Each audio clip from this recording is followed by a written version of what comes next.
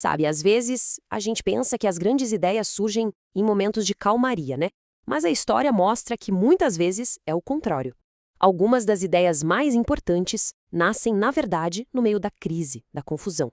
E hoje a gente vai ver como uma ciência inteira, a sociologia, nasceu literalmente das chamas de um mundo que estava virando de cabeça para baixo. E essa citação aqui, olha, ela resume perfeitamente a nossa conversa de hoje. A sociologia, ela não é uma coisa só, sabe? Ela já nasceu com um conflito, uma tensão fundamental ali no seu DNA. E é essa tensão que define o que ela é até hoje. Bom, o nosso roteiro de hoje vai ser esse aqui. A gente vai mergulhar nessa contradição da sociologia, dar uma olhada no mundo caótico que deu origem a ela e, o mais importante, entender as duas grandes respostas que surgiram daí. De um lado, a busca pela ordem e do outro, um chamado para a revolução. Vamos começar então. Que contradição é essa que está bem no coração da sociologia? Pensa assim, desde que nasceu, a sociologia sempre teve uma dupla face. É como se fosse uma moeda com dois lados. De um lado estavam os pensadores que queriam entender as regras do jogo social para, basicamente, manter a ordem e garantir o progresso. Do outro lado da moeda, tinha galera que queria expor as injustiças desse mesmo jogo para, virar o tabuleiro. Uma ciência com duas almas, literalmente. Mas para a gente entender por que essa ciência se tornou tão necessária, a gente precisa voltar no tempo. Voltar para uma época em que o mundo como se conhecia estava simplesmente desmoronando. Então, é importante deixar claro, a sociologia não apareceu do nada, no estalar de dedos.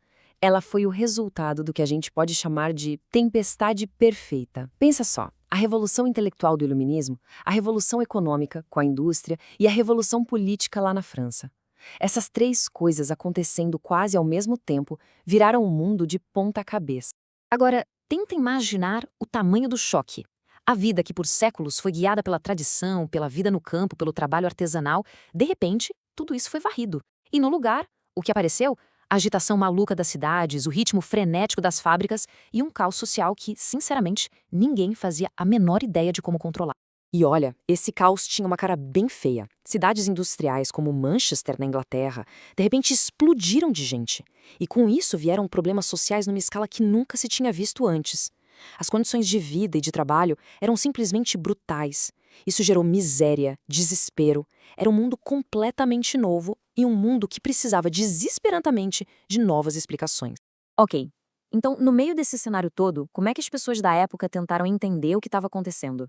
Bem, as primeiras respostas vieram de correntes de pensamento que já existiam, mas que agora eram forçadas a encarar essa realidade totalmente nova.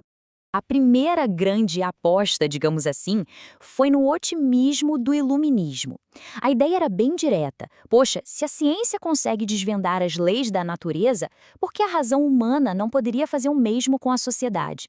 A esperança era descobrir as leis sociais e usar esse conhecimento para construir um mundo melhor, mais justo, mais racional.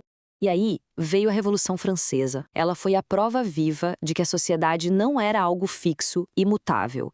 Pelo contrário, era totalmente possível derrubar tudo e reconstruir do zero. Só que o período de terror e a instabilidade que vieram depois também criaram um medo gigantesco do caos. E com esse medo veio um desejo enorme por ordem. E como uma resposta direta a essa violência toda, surgiu um movimento oposto, a chamada reação conservadora. Pensadores como Edmund Burke olhavam para aquilo tudo e diziam: olha o que a revolução fez. Destruiu as instituições que mantinham a gente unido, família, religião, comunidade. Para eles, a única solução era restaurar esses pilares.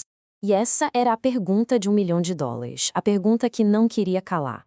Com o mundo antigo em ruínas e o mundo novo afogado em problemas, como, afinal de contas, seria possível construir uma nova ordem social? É exatamente aqui que os primeiros sociólogos entram em cena. E a primeira grande corrente da sociologia nasceu justamente dessa necessidade, desse desejo de encontrar alguma estabilidade no meio do caos. A grande sacada da época foi o positivismo. A ideia veio de Auguste Comte, que muita gente considera o pai da sociologia. Ele olhou para a bagunça e pensou: isso aqui não pode ser aleatório. Ele acreditava que a sociedade funcionava segundo leis tão reais quanto as leis da física. A missão dessa nova ciência, a sociologia, seria justamente descobrir que leis eram essas. Mas o ponto-chave aqui é o seguinte: o objetivo não era só entender por curiosidade, sabe? Era muito prático. Pensadores como Comte e Saint-Simon queriam usar esse conhecimento científico para, de fato, reorganizar a sociedade. Era como se eles quisessem ser os médicos da sociedade, diagnosticar as doenças e guiá-la para um futuro industrial que fosse, ao mesmo tempo, ordenado e próspero. E quem levou essa ideia ainda mais longe foi Émile Durkheim, com o seu conceito de fatos sociais. Para ele, a sociedade é muito mais do que só um monte de gente junta. Não, ela tem uma vida própria. É como se fosse uma entidade com regras, normas, valores que existem fora de cada um de nós e que nos forçam a agir de certas maneiras. O estudo desses fatos sociais seria então o verdadeiro trabalho da sociologia. Mas, ao mesmo tempo em que essa turma toda buscava a ordem, uma outra perspectiva bem mais radical estava nascendo. Para pensadores como Karl Marx e outros da tradição socialista, o problema da nova sociedade industrial não era a falta de ordem. O problema era a própria ordem que estava sendo construída. Uma ordem que, segundo eles, era fundamentalmente injusta, baseada na exploração, na desigualdade e no conflito entre as classes. A teoria central de Marx para explicar isso era o materialismo histórico. A ideia dele era o seguinte: para entender de verdade uma sociedade, não adianta olhar para as ideias ou para os valores. É preciso olhar para como ela produz as coisas, a sua base material. A economia, e mais especificamente a luta entre a classe dona dos meios de produção e a classe trabalhadora, era para ele o que movia a história. E aqui, olha só, as duas almas da sociologia ficam bem claras lado a lado. De um lado, o positivismo de Comte, vendo a sociedade como um organismo, um corpo doente que precisa de equilíbrio, de cura. Do outro, o materialismo histórico de Marx, que enxerga a sociedade como uma arena de luta, um campo de batalha. Duas visões, dois objetivos totalmente diferentes, mas estudando a mesma coisa. E aí a gente chega nos dias de hoje.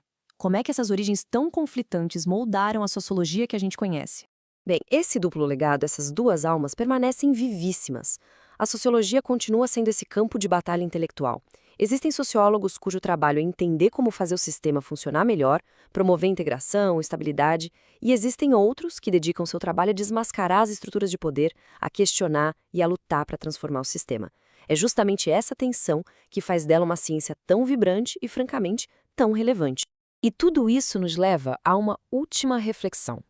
A sociologia foi a resposta que uma época encontrou para o seu próprio caos. Se a gente parar para pensar no nosso mundo de hoje, no século XXI, com todas as nossas próprias crises, nossas transformações, talvez a grande questão seja o que essa ciência que nasceu do conflito tem para nos dizer sobre os nossos tempos. Fica aí a provocação.